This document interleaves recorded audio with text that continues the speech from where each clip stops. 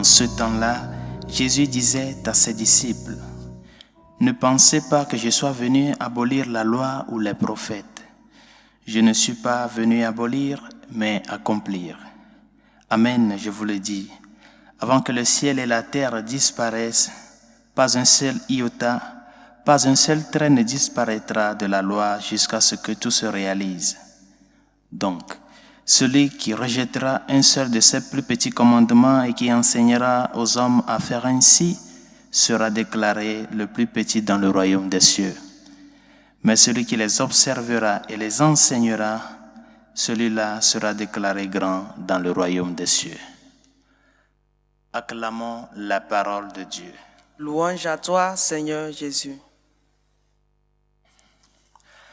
Dans les pays de tradition de vin, non, le vin comme boisson, on dit souvent que plus le vin est conservé, plus ça prend du corps, ça devient plus fort. Non?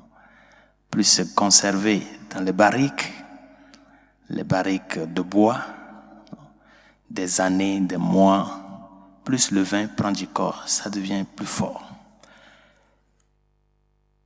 Par conséquent, le vin nouveau immédiatement sorti du raisin n'a pas de force. Ça a le goût du vin, mais ça n'a pas de force tellement pour dire que bon, juste avec une coupe, tu peux toutefois te saouler. Ça n'a pas de force comme le vin qui a fait 6 mois ou 1 an et conservé dans une barrique, par exemple. Mais pour que le vin puisse parvenir à avoir cette force, c'est le vin nouveau qui est gardé. C'est ce vin nouveau-là qui est gardé. Ce n'est pas un autre vin. Et c'est ce vin nouveau-là qui parvient avec le temps à avoir de la force, à parvenir à cette identité de vin. Non. Pourquoi le Seigneur dit qu'il n'est pas venu abolir la loi ni les prophètes?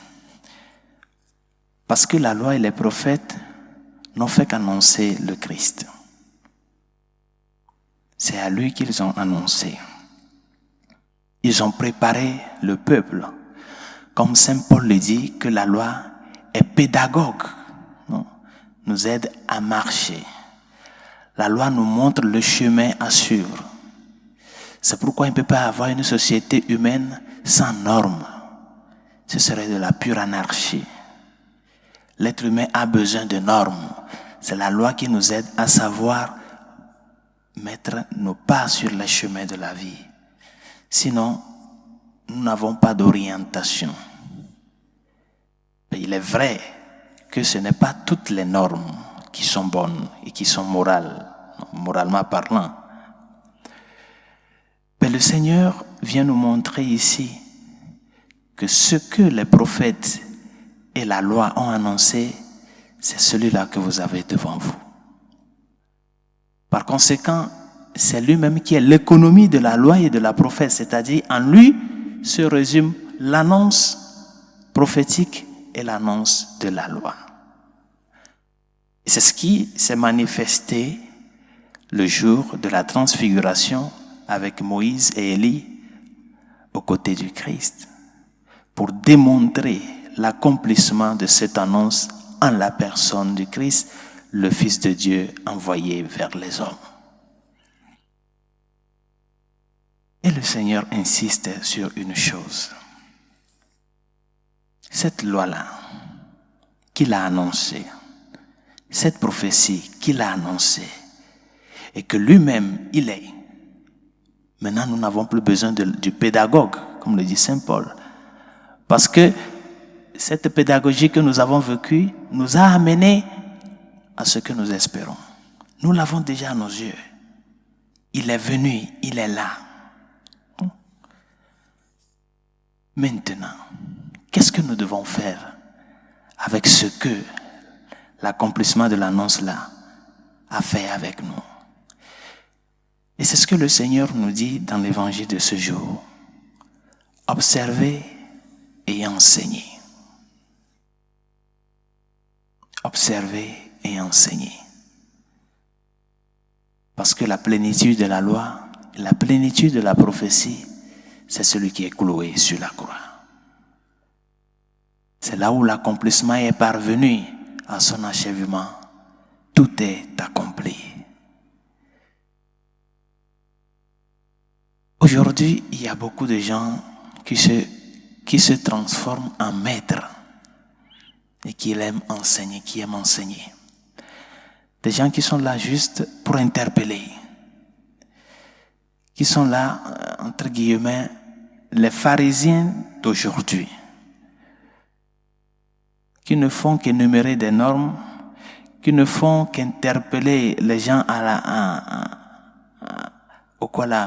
l'accomplissement de la loi, ben eux-mêmes ne font rien. Ils vivent en déphasage de ce qu'ils disent. Par conséquent, ici, si c'est comme ça, nous ne sommes pas dans la logique que le Seigneur dit. Observez et enseignez. Qu'est-ce que toi-même tu vis par rapport à la rencontre que tu as faite avec le Seigneur? Il est bon de parler du Christ aux autres. Il est bon de l'annoncer de par nos paroles. Mais qu'est-ce que tu fais de par tes actes? Qu'est-ce que tu démontres? Essaie de te voir, de te regarder dans le miroir de la charité, dans le miroir du pardon. Essaie de te voir dans ces miroirs-là. Toi-même, fixe ce miroir et regarde-toi. À quel niveau je suis de par la vie de charité? Concrètement parlant, qu'est-ce que je fais? Et comment est-ce que je m'efforce à vivre cette loi-là, à vivre selon le modèle du Christ, qui est venu non pas pour être servi, mais pour servir et donner sa vie en rançon pour la multitude. Bien chers amis, nous voulons parvenir à goûter le vieux vin qui est le bon. Le vieux vin qui est le bon. Mais ce vieux vin-là a besoin de faire du chemin.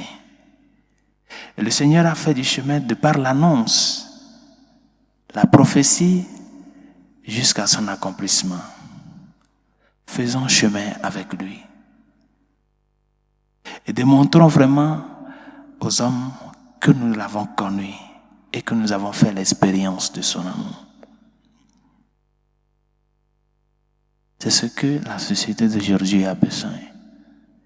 Des témoins authentiques. Ce que vous voulez que les autres fassent pour vous, faites-le en premier vous-même à eux. Et ce que vous ne voulez pas qu'ils fassent envers vous, ne le faites pas envers eux. C'est la règle d'or. Il est l'accomplissement de la loi et de la prophétie. Demandons au Seigneur de nous aider à ce que nous puissions vraiment nous rappeler de la loi de Dieu, qui est le Christ, de par son ministère, de par ce qu'il a vécu envers nous et pour notre bien.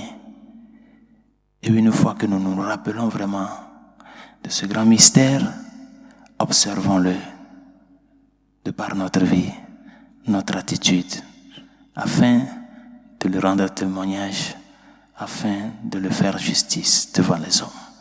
Que sa grâce nous y aide.